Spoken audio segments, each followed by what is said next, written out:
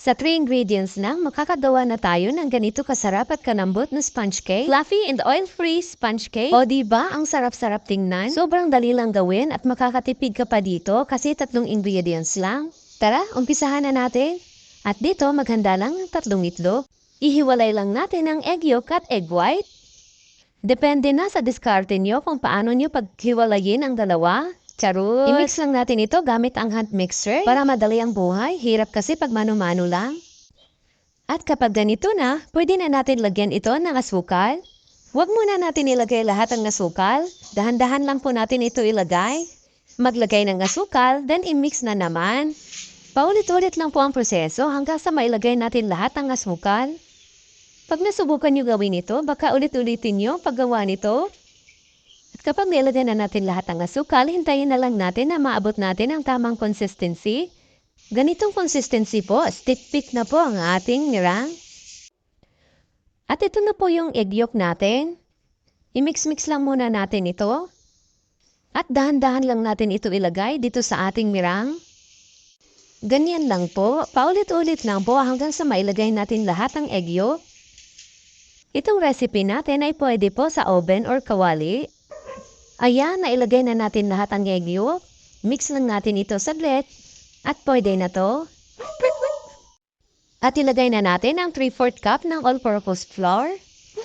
At sa pag-mix nito, gumamit na lang ako ng spatula. Cut and fold lang po ang gagawin natin. Dahan-dahan rin natin ilagay ang harina para hindi tayo mahirapan sa pag-mix. Mukhang mahirap lang ito tingnan pero napakadali lang nito gawin. Kapag nailagay na natin lahat ang harina, i-mix lang natin ito hanggang sa wala na tayong makitang harina. Ayan, pwede na po ito. At dito sa ating baking pan, naglagay lang ako ng parchment paper or baking paper. At ibuhos na natin dito ang ating cake batter. I-tap-tap lang po natin ito para mawala ang mga air bubbles. Pwede rin po kayo gumamit ng toothpick. At ready na po ito.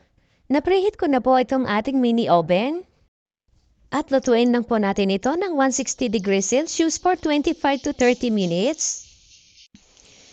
At ayan na po, luto na ang ating napakasarap na sponge cake. Pwede rin po kayo mag-toppings dito ng powdered sugar. Pero powdered milk ang nilagay ko, ang sarap.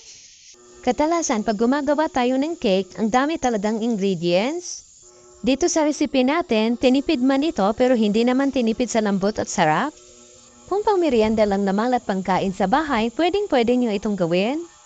Malaki pa ang matitipid nyo. Pwede mo rin ito i-partner sa kape mo. Kaya subukan nyo na rin pong gumawa nitong sponge cake recipe natin. Maraming salamat hanggang sa susunod po.